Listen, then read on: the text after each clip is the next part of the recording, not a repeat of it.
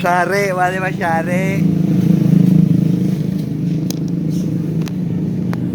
Bab 3586 Kuda Perang ribuan mil. Ye Chong terkena telapak tangan murid Dong Tianting. Tubuhnya seperti layang-layang dengan tali putus. Karena adanya sudut, bagian dalam bilik batu tidak dapat dilihat dari luar. Dan murid Dong Tianting juga mengikuti Ye Chong ke kamar batu, sepertinya memberikan pukulan fatal pada Ye Chong. Dan pemandangan ini kebetulan dilihat oleh orang lain yang datang. Murid Dong Tianting, ditambah Wang Ye, Chen Jie, Ma Wanli dan lainnya, kebetulan melihat Ye Chong tersingkir. Mata mereka penuh rasa tidak percaya dan cemoohan. Sebuah cibiran muncul di sudut bibir Chen Jie, dan suaranya bergema di ruangan batu. Apa yang terjadi? Apakah Ye Chong menjadi begitu buruk? Mungkin dia terluka, atau sesuatu terjadi padanya. Bagaimanapun, ini saat yang tepat untuk membunuhnya saat dia sia-sia. Ma Wanli mencibir dan berkata, "Bagus sekali. Siapapun yang menangkapnya hidup-hidup, aku akan membiarkan dia mengikutiku di masa depan." Ma Wanli sudah mulai merencanakan cara menyiksa Ye Chong. Setelah mendengar ini, tidak ada satupun murid pengadilan surgawi timur yang mau melepaskan penghargaan ini. Mereka semua bergegas maju seperti segerombolan lebah. Untuk sesaat, suara langkah kaki yang berantakan bergema di ruangan batu. Dan pada saat ini, tiba-tiba terdengar suara keras dan dengan keras, sesosok tubuh terbang keluar dari dalam ruangan batu, seperti bola meriam. Sosok itu membentur tembok dengan keras, memecahkan tembok, menyebabkan kerikil beterbangan dan debu beterbangan. Semua orang buru-buru menghindar agar tidak terkena batu terbang. Ketika debu sudah mengendap, semua orang melihat lebih dekat dan tersentak. Sosok yang terbang ternyata adalah murid Dong Tianting yang baru saja menghajar Ye Chong. Wajahnya pucat, ada darah di sudut mulutnya, dan tubuhnya bergerak-gerak. Terlihat jelas bahwa dia terluka parah dan tidak dapat bertahan hidup. Adegan ini membuat semua orang tenang dan segera berhenti. Seringai Chen Jie membeku di wajahnya, dan sedikit ketidakpercayaan muncul di matanya. Kemudian, Ye Chong keluar tanpa cedera. Ternyata kekuatannya ada di ruangan batu ini. Dia baru saja terlempar ke ruangan batu itu, dan dia baru saja mengambil kembali kekuatannya. Sekarang dia memiliki kekuatan. Ye Chong, murid Dong Tianting, siapa lawannya? Chen Jie, Wang Ye dan yang lainnya saling memandang. Mereka tidak mengerti bagaimana Ye Chong bisa menjadi lemah dan kuat pada saat yang sama. Ketika Ma Wanli melihat Ye Chong, alisnya berkerut dan kemarahan yang kejam muncul dari matanya. "Brengsek, apakah kamu masih mengenalku?" kata Ma Wanli. Ye Chong memandang orang-orang ini dan berkata sambil tersenyum, "Ada cukup banyak orang hari ini. Apakah mereka semua ingin membunuhku? Oke, kalau begitu, aku akan menangani kalian semua hari ini." Ma Wanli mendengus dingin, sombong sekali. Saat dia berbicara, Ma Wanli bergerak dan bergegas menuju Ye Chong tanpa mengucapkan sepatah kata pun. Setelah itu, Ma Wanli dan Ye Chong mulai berkelahi di gua kecil. Kedua orang itu gemetar bersama, meledak dengan kekuatan yang kuat. Kekuatan Ma Wanli dan Ye Chong terus bertabrakan, menyebabkan tembok gunung di sekitarnya berguncang. Energi Ma Wanli berubah menjadi merah darah, seperti iblis dari neraka.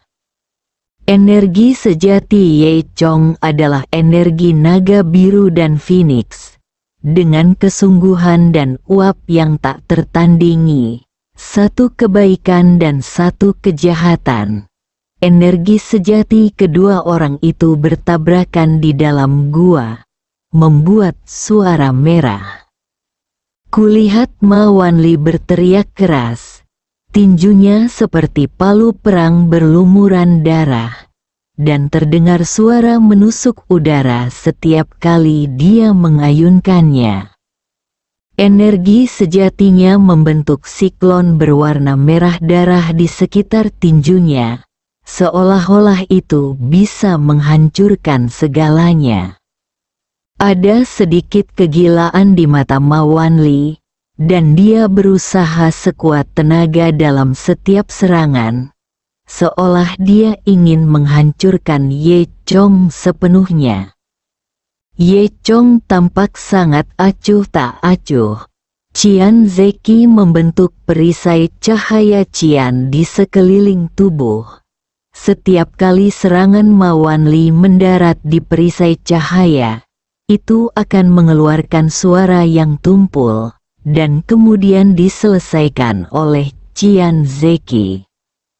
Meski kekuatan berdarahnya sangat tajam, namun tidak bisa menembus pertahanan Ye Chong. Pertarungan antara keduanya sangat sengit, dan gua bergoyang dengan setiap pukulan, seolah-olah seluruh gunung berguncang selama pertarungan mereka. Terdapat retakan pada dinding gua akibat hantaman energi kedua orang tersebut, dan puing-puing terus berjatuhan dari atap gua. Chen Jie di sebelahnya tercengang. Apakah ini masih sama dengan Ye Chong sekarang? Dia menyadari bahwa apa yang dia katakan kepada Ma Wanli, mengatakan bahwa Ye Chong lebih rendah darinya, sepertinya merupakan sebuah bualan belaka. Dengan kekuatan Ye Chong saat ini, dia mungkin tidak bisa mengalahkannya. Ekspresi Wang Ye juga menjadi serius, dan dia juga menyadari bahwa dia masih meremehkan Ye Chong. Tampaknya mustahil baginya untuk membunuh Ye Chong. Para murid dari pengadilan surgawi timur bahkan terlalu takut untuk menunjukkan kepala mereka. Tidak ada yang berani bergerak gegabah dan hanya bisa menyaksikan pertarungan antara Ma Wanli dan Ye Chong dengan tenang. Mereka berharap Ma Wanli bisa membunuh Ye Chong, tapi sepertinya Ma Wanli tidak punya keuntungan. Serangan Ma Wanli menjadi semakin gila.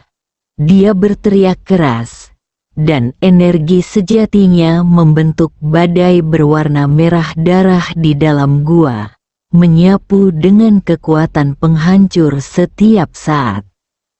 Sosoknya menjulang dalam energi berwarna merah darah, seperti hantu jahat dari neraka. Bahkan beberapa murid yang dekat dengannya merasakan tekanan dari kekuatan tersebut. Ye Chong mendengus dingin, dan kekuatan besar meledak, dan energi sebenarnya membentuk samudra biru di dalam gua.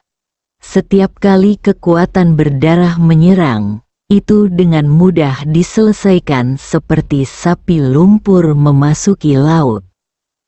Energi sejati kedua orang itu terus bertabrakan, menghilang, dan mengembun kembali di dalam gua, dan tembok gunung di sekitarnya runtuh. Faktanya, jika Ye Chong tidak takut gua itu hancur berkeping-keping, dia akan meledak dengan kekuatan yang lebih kuat. Meski begitu, Ye Chong masih berada di atas angin. Melihat bahwa dia tidak bisa mengalahkan Ye Chong, Ma Wanli menjadi semakin marah. Dia meraung dan meninju topeng Ye Chong dengan keras, membuat suara keras yang mengguncang seluruh gua. Dan perisai cahaya Ye Chong menunjukkan celah di bawah pukulan ini. Ma Wanli sangat gembira saat melihat ini dan hendak mengejar kemenangan. Ye Chong tiba-tiba terbang dan menendang dada Ma Wanli, membuat suara membosankan. Tubuh Ma Wanli dipukul dan terlempar ke belakang, menghantam dinding gua dengan keras, langsung melubangi dinding, dan dia terbang keluar. Dan Ye Chong berubah menjadi sinar lampu hijau dan mengejarnya. Kedua pria itu kembali bertarung di udara. Ada bekas darah di sudut mulut Ma Wanli, tapi matanya semakin gila. Ye Chong, kamu bajingan, aku pasti akan membunuhmu hari ini. Ma Wanli berteriak dengan gila. Begitu dia selesai berbicara, tubuhnya sekali lagi dikelilingi oleh energi merah darah, dan seluruh area lebih dari 10 mil diwarnai merah darah. Ye Chong mendengus dingin dan berkata dengan tenang, kekuatan lampu pemicu jiwa tidak lebih dari itu. Dalam sekejap, energi besar berwarna merah darah mengembun menjadi ular berbisa yang tak terhitung jumlahnya dan bergegas menuju Ye Chong. Dan dengan pemikiran di benak Ye Chong, pedang hijau kecil terbang keluar. Itu adalah pedang ilahi Kaisar Qing. Setelah Kaisar Qing, Yin He juga diikuti. Kemanapun cahaya pedang perak Sungai Yin lewat, warna merah darah segera menghilang. Ki merah darah yang awalnya megah tampaknya terkoyak oleh perak dan menjadi semakin lemah. Sebelum Ma Wanli terkejut, kilatan lampu hijau menyala, dan pedang ilahi Kaisar Qing telah menembus dada Ma Wanli. Bersambung.